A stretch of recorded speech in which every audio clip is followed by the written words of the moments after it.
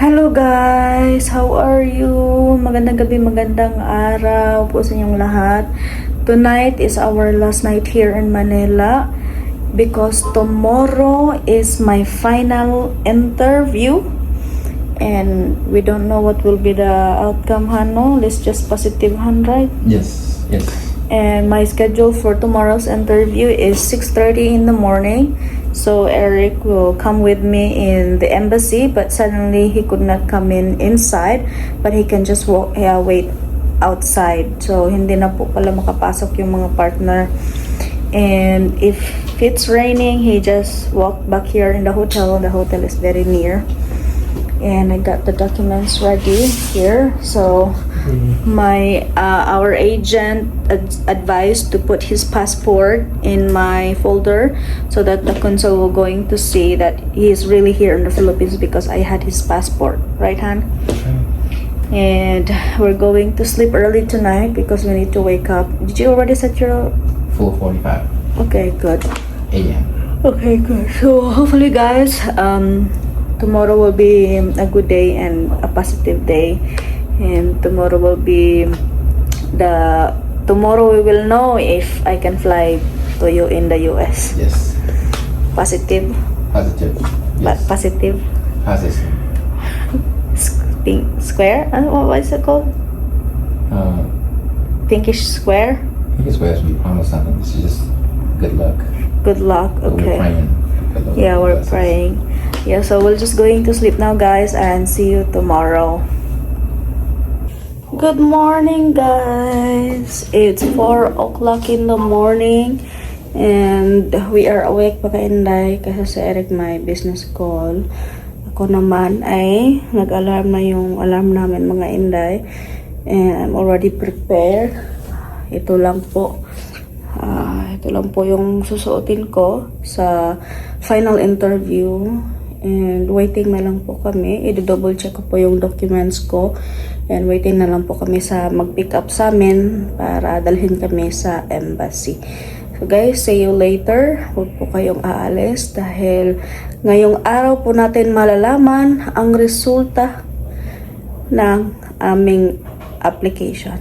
Babalik po ako later pagkatapos po ng interview. I-share ko po sa inyo kung ano yung mga tips na nalaman ko sa loob, mga question and answer na itatanong nila sa akin habang ako ay nasa loob. So, I will share it to you guys mamaya. Ayan po, i-double check ko lang po yung documents ko. So, it's Eric's passport and our recent picture. And pinapakita ko po yan dyan, mga inday, para talaga makita ng consul na magkasama kami. And my passport is here already, my birth certificate, my NBI, and Eric's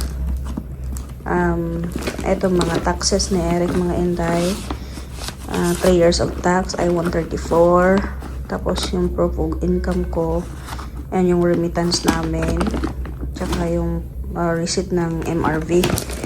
And hopefully guys, hopefully yung papers ko is okay. Wala silang hahanapin na papeles na hindi ko dala. Ayan.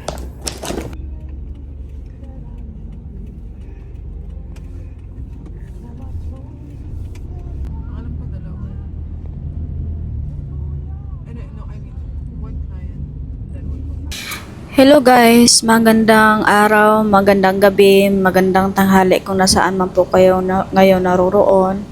And welcome back again to my channel.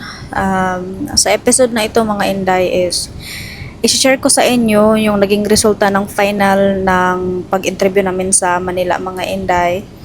And kung bakit ano nangyari, kung hindi pa ako makapag-desisyon. May sasabihin ako sa inyo, mga inday, na hindi ko talaga inaakala na ngayon ko pa nalaman na 6 na kami na taon na oo. So ito yun, mga inay, before ako pumunta dyan, nagstay kami ng 10 days sa Manila. And February 1 kami nakarating sa Maynila, February 2 medical ko, February 3 immunization, February 6 mock interview and biometrics, And libre kami 7, 8, 9 and then pagka 10 final interview ko. So, nung sa mock interview mga inday, kumpleto na yung mga documents ko. Kasi yung agency namin, lalo na yung agent ko, siya yung nag-file ng mga papeles ko. Siya yung nagpasunod-sunod na ito ang gamitin mo sa biometrics, pagpasok mo doon sa final interview mo, ganon-ganon mga day. So, kampante na ako. Tapos during sa mock interview, may mga nasagot ko naman lahat. Pero may binibigay lang sila sa akin na tips na ganito yung isagot mo, ganun mga inday. So, ang dami, mga 80 plus question na pre-practice ko. So, all I thought talaga mga inday na alam ko na talaga ang lahat tungkol sa Paris na ko mga inday ba. So, ayun na, pumunta muna ako doon sa bahay ng babae na tinulungan ko sa Hong Kong. Kasi mga inday, kung hindi nyo pa po nakikita, may nag-viral po ako na video sa Facebook. Nagkaroon po siya, running na po siya, I think 12 million views sa Facebook. Kung hindi pa po ninyo na-check yung Facebook ko is, check na lang po Inday Hartin. And running na din po 800,000 yung followers ko doon. So nag-viral siya mga inday at noon pa yung November, nagpunta ako sa Hong Kong. Hindi ko akalain na makatagpo ako ng Pinoy doon na naglayas. So, marami kami doon mga inday, mga vlogger kasama ko. So, nahingi ako ng tulong ng mga kasama ko. Ngayon pa siya nag-viral. So, binalikan ko siya. Andito na pala siya sa Pilipinas mga inday. Ngayon nga lang, may problema na, mas malaki pa yung problema na nangyari sa kanya dito sa Pilipinas. So, sundan nyo na lang po sa Facebook mo mga day. Kasi mahirap na akong mag-edit dito sa YouTube na mahaba. Tsaka gusto ng babae na i-share yung problema niya pero ayaw niya ipakita yung mukha niya. So I respect naman sa ganun mga inday. But tingnan nyo na lang po sa YouTube mga day, no. So ayan, during my final interview, 6:30 in the morning yung schedule ko. So around 4 o'clock, gumising na kaming dalawa ni Eric to prepare. So, pinick up kami mga 5:20 plus. Nakarating kami sa embassy is 5:30. So, dapat talaga mga inday, kapag nag-file kayo, you need to be early 30 minutes before your appointment. Pero pagpunta ko doon mga inday is marami ng pila, mahaba na yung pila. Pero kahit na nagpipila na sila, yung gate is talagang mag-o-open siya to the exact time na kung kailan nilang i-open. At least mabilis lang naman po mga inday kasi tinitingnan nila yung appointment mo, yung DS-160 mo, ganun. So, nagpila na ako doon. Nakapasok ako mga inday 6 near 7. Tapos pagpasok doon is may machine sila na kailangang i-check. Bawal po ang tubig or any liquid, bawal po any cellphones, electronic devices, kahit na smartwatch, bawal po. So iniwan ko na lang po sa car ng aming agency.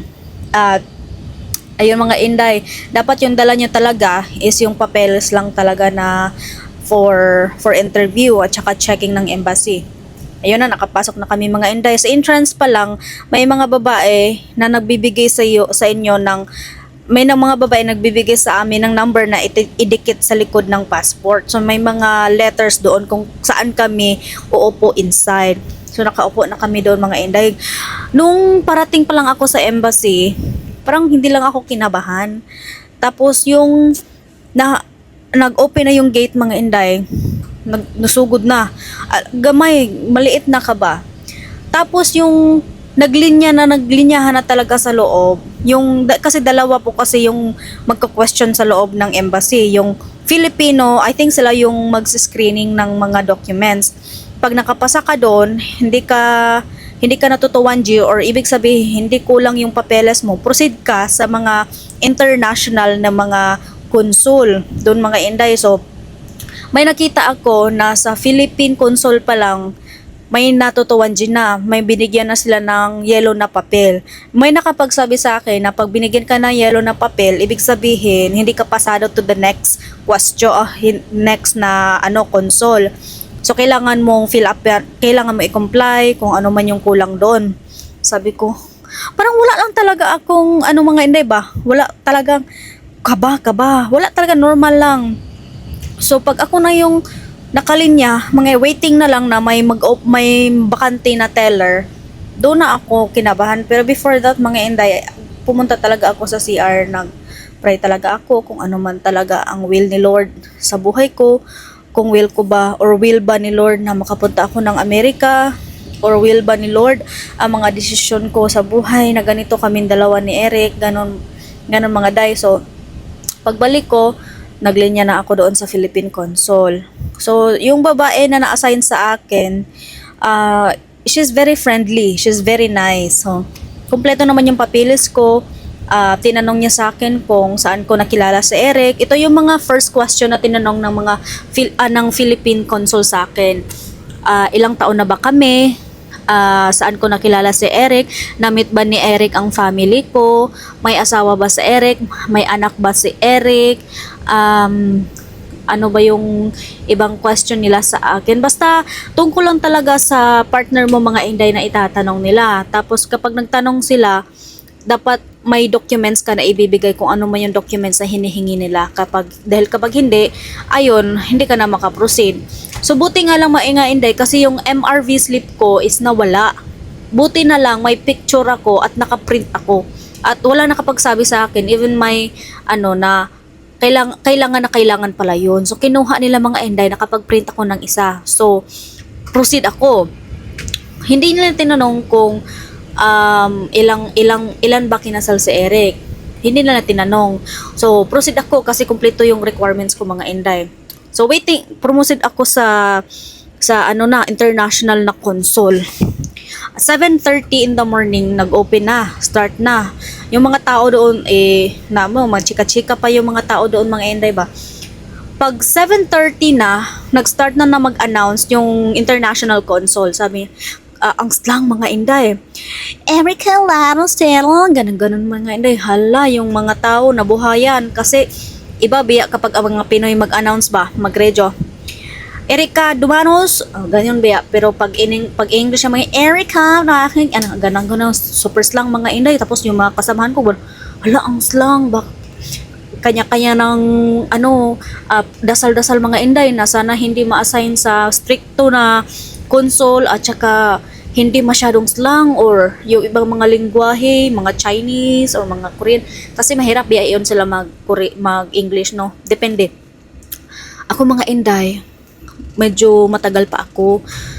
So sila na, may nakita ako, mga inday, na yung window kasi simula dito sa right side going to the left side, sila yung mga international consul. At dito na side, 71 to 74, yun yung window. Kung may katanungan ka, doon ka pumunta. So may iba, mga inday, galing sa ano ba yung start na nun? Window na number. Nakalimutan ko lang, mga inday, basta ako window 64 ako. So yung nauna, may mga tao na pagkatapos, wow, ganun talaga, yes, pasado. Makikita mo talaga sa facial expression ba. Ako, nagsimula na akong kabahan na para bang may something. So, nag-observe lang ako, mga inday. Yung iba naman, from their window, pumunta sila dito sa kabila na side, sa kung may katanungan. Kasi sabi ng guard doon na pumupunta dyan kag may kulang or hindi nakapasa. So kapag may nakita ako, mga inday, na galing sa teller, galing sa window, pumunta dito, is ibig sabihin hindi nakapasa. Halos talaga, mga inday. So kinabahan na ako. Sabi ko, something's wrong talaga. So pagtawag na nga, Hardel Macau Academia, ay, pagkaslang kaayo, mga inday, Windows 64, tindog na yun ko, day. Nya, ato, pagdating ko doon, mga anday, pinapledge yung right hand ko. Okay, you promise that all your documents written here is true. Ganun ba? Nagpanunumpa kami, day ba? Tapos yung left hand ko is nilagay sa biometrics. Siguro yun yung green, parang fingerprint. Sabi niya, tapos kinuha na lahat ng documents ko, mga inday. Binigay ko muna yung passport ko. Kasi yung mga documents ko, kapag pasado ka sa first, yung Philippine Consul, iiwan mo na doon lahat ng mga documents mo. Tapos sila na yung magpapasa sa second interview. So, kinuha na, kinalka na lang yung documents ko. Are you married before? I said no. Dayong, siya nga, who is your petitioner? Eric Williams. Dayong, how long you been together? Anak ko, 6 years. Oh, it's 6 years. It's a long time. Why are you, ano ba yung English yung, why are you now decided, it's been, ganito pala mga day, it's been 6 years. Why are you just now decided to get a fiancé visa? And then, sinagot ko mga inday nga, oh, we're getting to know each other for all those years. Okay, that's good. Where did you meet him? So, ang gas lang, oy, dayong, sabi ko nga, sa dating site, yung called Cherry Blossom. Okay, does he have children? Sabi ko, wala. Yung tinanong niya mga inday kung, where did he live? Sabi ko, binigay ko yung complete address, Salim Road 4045 Oxford, North Carolina, ganon. Tapos yung number niya mga inday, ayun, na-memorize ko naman kasi parang feeling ko talaga mga inday is, alam ko na lahat ng pagkatao ni tao na yan. So, ganon, yung pagtingin niya sa mga mata ko mga inday, stricto siya. Oh, yeah, hiningian ako ng proof of relationship. So, yung pinakita ko sa inyo na heart, binigay ko yung mga inday. Okay, when did you meet? Sabi ko, December 30, 2019. How did you meet? So, he came to my province to visit me and my family. Oh, okay. May tinanong sa akin yung consul. Tapos, sinagot ko sa paraan na alam ko. So, sabi niya, are you sure? Sabi ko, opo, yes. Tapos pangatlong beses niya ako tinanong mga inday kung sure ba talaga ako. Yun pala, ako yung nashock. Yung mata ng console is very strict siya sa akin. Direct, as in nagka-eye to eye talaga kami all the time na andun ako sa window. Tapos yung pagsabi niya sa akin kung ano yung nakita niya sa system at saka hindi nagtugma sa sagot ko mga inday. Tapos nakita niya sa mga mukha ko na partigin akong syaka mga diva. Hala, akala ko kilala ko na siya ng todo. So, binigyan niya ako ng white paper and she said, congratulations. Congratulations, nakapasa, I passed the interview. Kaso nga lang mga inday, may isa akong papeles na hinahanap nila na nakikita nila sa system na hindi nagtugma sa sagot ko. At doon ako na-shock mga inday na may tinatago pala itong tao na to sa 6 namin na taon. Kung hindi ako na-interview, hindi ko malalaman. So, para sa akin, so, parang na-shock ako mga inday ba? Dahil sabi ng console na nga, sa haba ng inyong pagsasama for 6 years, hindi ka pa alam, may tinago or may hindi ka pa alam tungkol sa kaparis mo mga inday. So, sa akin naman na site, tinitimba. Siyempre, na-shock ako mga inday kasi kanang hindi ko inaasahan. So, binigyan niya ako ng white paper and she said, congratulations, if you go to US and something happen, just follow these steps, how to go, ganun mga inday. Sabi ko, nakapasar ako. I passed the interview. Anak ko, sa ako ang itsura mga inday, pero sa aking isip, talagang hindi ko alam kung ano yung mararamdaman ko. So, hindi nila kinuha yung passport ko kasi may kulang na documents. So, ayun mga day, kulang man mga day. So, hindi na proseso yung visa ko. Kasi nga, kailangan pang i-comply yung papeles na hinahanap nila. Pero kapag napadala ko na yon sa kanilang address, galing sa lugar ng partner ko mga inday, is magsa-start na sila na mag-process ng visa ko. Hindi ko na lang muna sasabihin sa inyo mga inday kung ano yung nalaman ko, pero para sa akin talaga, saka ko pa nalaman na tinanong ako sa embassy, sa loob talaga ng embassy mga inday, yung person na yon, yung tao talaga na ako pa mismo ang nakaalam. So doon ako medyo nasaktan talaga ako kasi sa 6 namin na taon, may tinatago siya sa akin at paulit-ulit ko siyang tinatanong kung ano may tinatago ba siya. Sabi niya wala. So wala siyang anak mga inday. may ito lang yung ano ba, ang dahilan ngayon kung bakit hindi ako makapagdesisyon ng tama or hindi ko pa alam kung ano yung maging desisyon ko. Kasi actually mga inday, nakapasa na ako, 'di ba? Ay, yay! I passed the interview. Ganun lang ako mga inday. Kaya baka tingnan niya yung video niya ito ba, malalaman niya na nag-ano ko sa inyo. Nagtabi ko sa inyo. So, ay nako. So, naisip ko mga inday na sa 6 na taon namin is puro pala kasi, hindi naman puro, simula mga inday, nag-6 na kami na taon. Nagsisinungaling pala siya sa akin hanggang ngayon. So, kinausap ko siya kung bakit hindi niya na sinabi sa akin na binigyan ko siya ng mahabang panahon, na ang raming pagkakataon na tinanong ko siya kasi I don't know if ako lang o siguro girls instinct to mga inday na, or siguro tayo mga babae na may mararamdaman tayo na ganito, na kapag may tinatago sa atin yung mga kapikas na sakay na buhay, may mararamdaman talaga natin. So, paulit-ulit ko mga inday tinatanong siya, pero palagi din siyang sabing okay lang, wala, ganun. So, sobra kung paglabas ko ng embassy mga inday, andun pala siya sa labas nag-antay sa akin.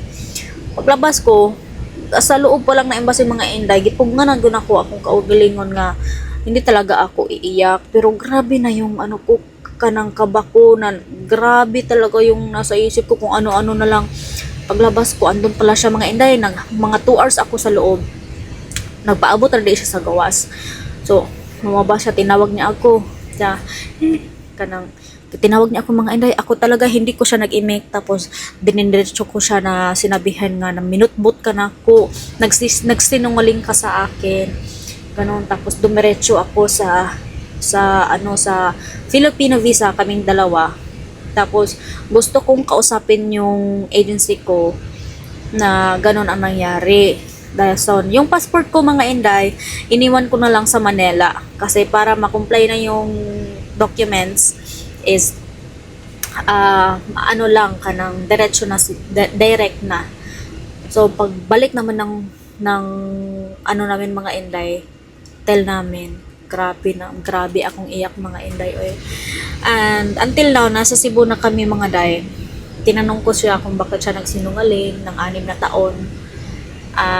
Talagang alam niyo ba mga inday na isa lang nakasinungalingan ay makapagbago sa lahat. Nawala lahat mga inday. Uy, yung pakiramdam ko. Para ngayon hindi ko pa masyadong yung isip ko kung ano yung mga desisyon ko sa buhay, kasi iniisip ko na nagsinungaling na siya sa 6 namin na taon dito andito ako sa Pilipinas. Paano na kaya pag andun ako sa Amerika? No, ano kaya maging buhay ko doon? So, 50-50 yung utak ko mga inday na kanang ituloy ba namin or hindi. I don't know lang. It's kanang giampo ginako sa Ginoo mga day kung kadto man siguro ko dito sila ha. Madili paabot lang jud ko sa plano sa Ginoo sa ako ang kinabuhi mga day kay Bisaya lang ko dayo, mahirapan ako magtagalog, pero okay lang, I'll do my best kasi andyan kayo na sumusuporta sa akin. So mahirap man siya mga inday para sa akin. So ayun mga inday, the result of my interview, I passed the interview, and thank you for your advice. And ngayon nga lang, kung hindi ako nagpa-interview, hindi ako pumunta ng embassy, hindi ko malalaman yung tinatago niya sa akin sa 6 na taon. So now, hindi ko pa alam kung ano yung maging kahinatnan to, kung matutuloy ba ako, or itutuloy ko pa ba to, or hindi. So, yan lang muna ang update ko sa inyo ngayon mga inday. Sana na andyan pa rin po kayo na sumusubaybay, sumusuporta sa akin kung maituloy ko man ang pagpunta sa kanila or dito ako sa Pilipinas na lang. So I don't know kung ano talagang plano sa akin ng Panginoon kung saan niya ako ilalagay. I know His plan is better than our plan. So yan lang yung ipipray ko mga inday, na bigyan ako ni Lord ng na clear mind na makapag-desisyon sa buhay. Thank you so much mga Inday and God bless.